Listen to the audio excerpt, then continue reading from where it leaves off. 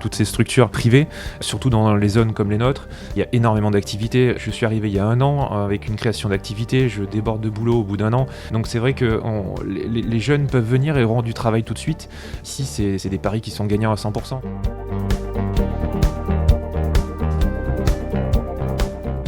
Quand on sort de l'internat ou du clinica, c'est souvent le moment de choisir son chemin professionnel. Le public ou le privé, le salariat ou le libéral. En France, il existe environ 1000 établissements privés à but lucratif détenus par des groupes nationaux, des groupes régionaux ou encore des cliniques indépendantes. Dans ces établissements, 40 000 médecins exercent en tant que professionnels libéraux et souvent au sein d'associations libérales dynamiques. Nous sommes allés à la rencontre de jeunes médecins qui ont franchi le pas afin de comprendre les raisons de leur choix, leur cheminement dans le privé, leur épanouissement entre vie professionnelle et personnelle.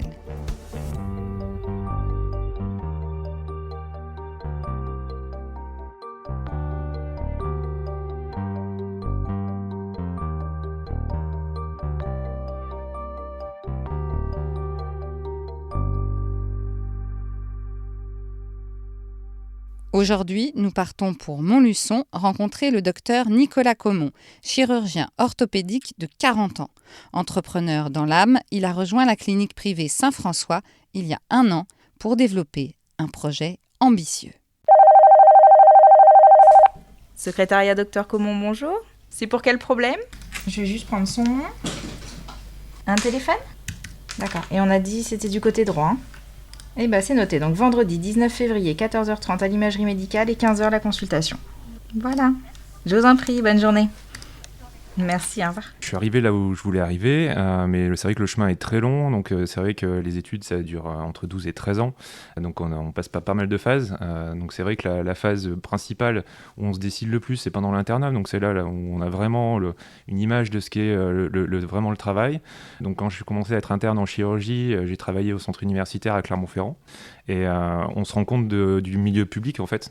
On connaît aussi par le biais des remplacements qu'on peut faire pendant notre cursus, on peut se rendre compte aussi de ce qu'est la vie dans le privé et dans le libéral, et c'est vrai que pour moi ça a toujours été une évidence de partir sur du libéral. C'est vrai que la carrière universitaire, c'est sympa, une certaine partie de sa carrière, mais j'étais pas fait pour ça. Alors vous avez commencé par une première clinique privée. En fait, j'ai fait une première installation donc en 2012 dans une structure qui était déjà en train de tourner correctement. Je suis rentré en fait dans le train et j'ai suivi. C'est vrai que en étant jeune chirurgien, ce que je voulais, c'était quand même faire un projet à ma façon. Et j'étais pas vraiment libre de le faire dans mon ancienne installation, donc à force de discussion avec le directeur, à l'époque c'était Patrick Carteau, qui était directeur de la clinique Saint-François à Montluçon, on a discuté pendant 2 ans, parce qu'un changement d'installation, au moment où je l'ai fait, c'est difficile financièrement et c'est difficile sur le plan de l'entrepreneuriat. Donc j'ai adhéré au projet d'établissement. Il y avait un projet complet de relancer une activité, de développer les choses ici sur des nouvelles techniques que je maîtrisais déjà, mais que je voulais apporter sur le bassin de Montluçon. Et voilà, c'est vrai que c'est quelque chose qui m'a plu tout de suite et je voulais faire mon projet moi-même. Bonjour Audrey. Bonjour. On a combien de consultations aujourd'hui ? Une vingtaine. Parfait, on commence à quelle heure ? 14h. Donc du coup, en fait, on est en train de travailler pour agrandir nos locaux. Donc on va déménager dans le bâtiment pour avoir une surface plus importante. Comme mon collègue nous rejoint d'ici quelques semaines, on a besoin d'avoir beaucoup plus de place. On est en train de recruter du personnel, des secrétaires, donc c'est vrai qu'on a besoin de... Ah oui, vraiment, c'est une entreprise, il n'y a pas de doute. Alors là, vous allez me montrer le service ? Oui, on va aller dans le service de chirurgie orthopédique, donc là où les patients sont hospitalisés la semaine. Est-ce que, parce que vous me parlez de ce côté très entrepreneurial, mais est-ce que ça ne vous prend pas trop de temps finalement sur votre métier de base ? Non, ça prend du temps, mais c'est quelque chose qui se gère. On est aidé aussi, les équipes de la direction qui nous aident pour mener à bien tous nos projets, donc c'est vrai qu'on n'est pas non plus tout seul. Ça c'est très important quand même, j'ai l'impression, dans le milieu médical. Surtout maintenant, on est obligé de répondre à des normes de qualité qui sont énormes. Et là-dessus, c'est tellement complexe qu'on a besoin de quelqu'un qui gère ça. On a une qualiticienne qui nous aide et qui gère tous les protocoles. On parlait tout à l'heure de vos études, vous m'avez parlé de l'internat, etc. Est-ce qu'on vous forme aussi pour ça ou pas du tout? Ou c'est vous qui avez tout appris? Pas du tout. On n'est pas D'accord. du tout formé pour tout ce qui est gestion de l'entreprise. C'est ce qui est très dommage d'ailleurs. Je pense que ça serait bien. Alors peut-être que ça a changé maintenant, mais c'est extrêmement dommage de ne Enfin, pas vous avez avoir que de formation. 40 ans en même temps. Hein. Il y a une quinzaine d'années, mais c'est vrai qu'on a besoin, on a quand même un trou dans la formation à ce niveau-là. Mais du coup, vous avez pris des cours dans une école de business?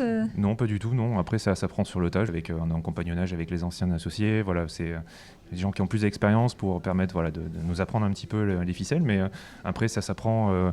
Faut bien s'entourer. Ouais. Cabinet comptable, gestionnaire, voilà. Est-ce que, par exemple, la clinique pourrait vous donner des petites formations en plus si vous les demandiez Oui, alors, ce qu'il y a de bien avec Elsan, c'est qu'ils ont tout un réseau au niveau national pour tout ce qui est qualité, pour tout ce qui est développement de la patientèle, pour les aides à l'installation. Donc ça, ils ont des équipes, si vous voulez, qui sont dédiées pour ça. Et on a des livrets quand on s'installe. C'est vrai que c'est un atout.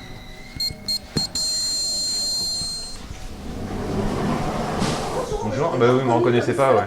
Je suis pas habillé en vert avec ma cagoule et...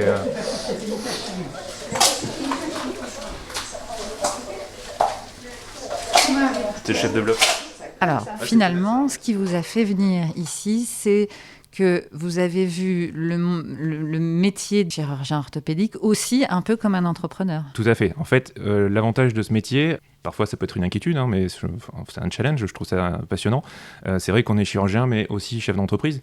On a géré nos salariés, on a géré des projets qui peuvent être immobiliers, donc c'est vrai que c'est des choses qui sont en cours.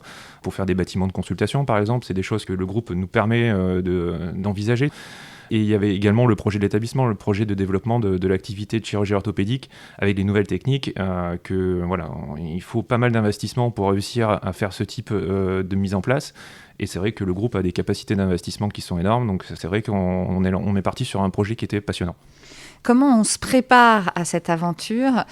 Comment on met les choses en place? Est-ce que c'est comme une entreprise normale? C'est assez difficile au départ en fait. C'est vrai que c'est dense, il y a plein de choses à apprendre. Sur mon ancienne installation, je me suis retrouvé à gérer la société civile de moyens qui gérait tous les salariés. D'emblée en fait, quasiment au bout d'un an, j'ai géré ça. Je gérais tout ce qui était social, tout ce qui était les charges de cette entreprise, plus mon entreprise personnelle, puisqu'on exerce maintenant en société d'exercice libéral. Donc c'est vrai qu'on a plusieurs entreprises à gérer en fait finalement. Et je me suis retrouvé là-dedans tout de suite. C'est un peu du compagnonnage, vous savez que les anciens chirurgiens nous aident quand même pas mal, donc ça c'est vrai que c'est ce que j'explique toujours aux jeunes. J'ai un jeune associé qui va me rejoindre dans quelques semaines. C'est vrai qu'au début ça fait peur, mais finalement c'est un peu du compagnonnage et on est là pour aider les jeunes et pour leur montrer comment ça se passe. Donc c'est vrai que je suis un peu entre les deux maintenant. Je suis jeune installé, mais je commence aussi à regarder pour aider les plus jeunes derrière qui arrivent pour rejoindre l'équipe. C'est vrai que c'est très intéressant. Créer une équipe, oui. C'était quelque chose qui vous importait énormément. Le plus important pour que ça se passe bien, je pense, dans notre activité professionnelle, il faut s'entendre très bien avec les gens avec qui on travaille. Donc là, j'ai vraiment voulu choisir les personnes avec qui j'allais travailler pour la suite. Déjà, les profils, les gens jeunes, pour faire une équipe qui sera durable, de ne pas avoir des turnovers tous les 2 ans avec des praticiens. Et c'est ce qu'avait besoin cet établissement. Qu'est-ce que la clinique Saint-François vous a proposé pour vous allécher réellement ? On avait besoin de matériel en fait. Dans toutes les techniques récentes, donc par exemple ça peut être les techniques de récupération rapide après chirurgie, on a besoin de matériel pour que ça se passe bien. Ce matériel coûte cher. Et donc en général, on a un soutien groupe derrière pour faire ce type d'investissement. On a besoin de matériel d'arthroscopie, c'est des systèmes de caméras high-tech, les derniers modèles avec des images en 4K. On a également, et c'est en cours, on est en train d'acheter un système de chirurgie robotique qui permet d'avoir donc une chirurgie assistée par ordinateur.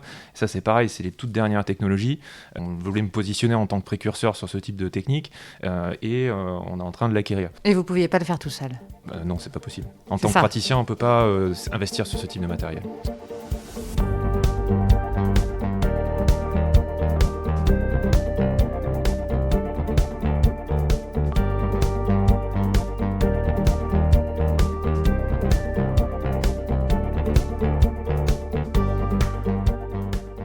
Bonjour.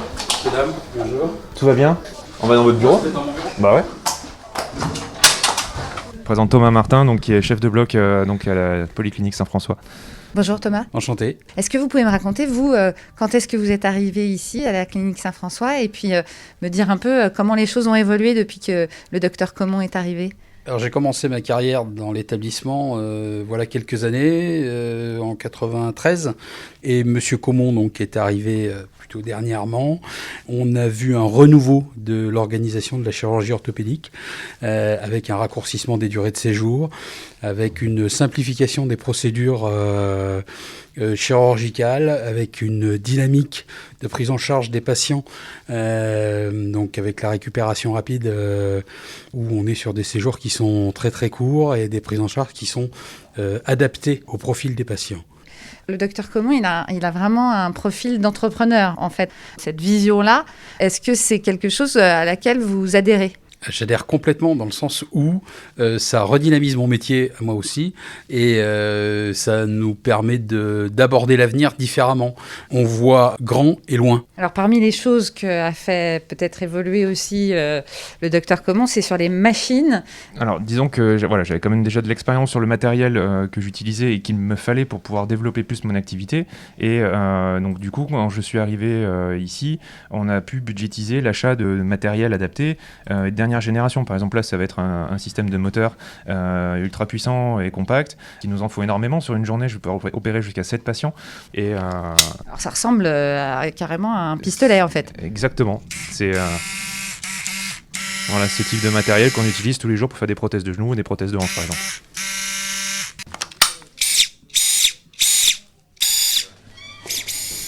Ce côté d'entrepreneur, je comprends bien que ce soit devenu une passion, mais vous l'avez fait venir de quelque part ? Vous venez d'une famille d'entrepreneurs ? Pas vraiment. J'étais le premier à faire des études dans ma famille. J'étais boursier quand j'étais jeune, fin mes études.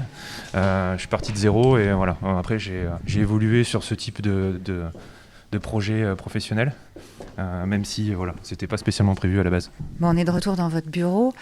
Est-ce que, d'un point de vue personnel aussi, dans votre vie, on arrive à tout gérer, on arrive aussi à faire comprendre à sa famille que, parce que je suppose que vous travaillez beaucoup. Je travaille beaucoup. Après, le libéral permet aussi de placer le curseur au niveau où on le souhaite, c'est-à-dire qu'on peut gérer sa quantité de travail. C'est moi qui décide de mes vacances, c'est moi qui décide de mes horaires, je fais tout ce que je veux, c'est à la carte. Donc ça faisait partie aussi des raisons de partir en libéral. Tant que vous êtes rentable. On est quand même sur des spécialités où ça marche bien, on peut adapter en fait. Voilà, pendant des années, j'ai travaillé que 4 jours par semaine par exemple. Est-ce que vous avez l'impression que vous êtes de plus en plus en France et dans votre région à vous lancer dans ce genre d'aventure ou pas assez et est-ce qu'il y a peut-être un appel entre guillemets à faire aux plus jeunes ? On n'est pas assez. C'est vrai qu'on a passé des années où on était une mode du libéral, on va dire jusqu'à il y a 15 ans, 20 ans. C'est vrai que voilà, beaucoup de gens partaient s'installer dans le privé, un peu moins plus récemment.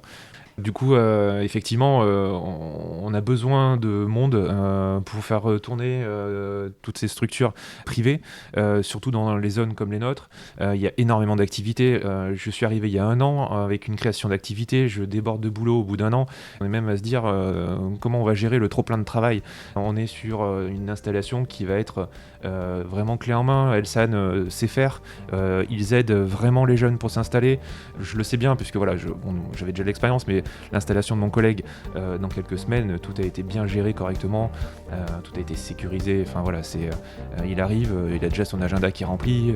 Enfin voilà, c'est pas tout le temps comme ça, mais c'est vrai qu'on peut faire confiance quand même à ce milieu, à ce groupe pour s'installer dans de bonnes conditions.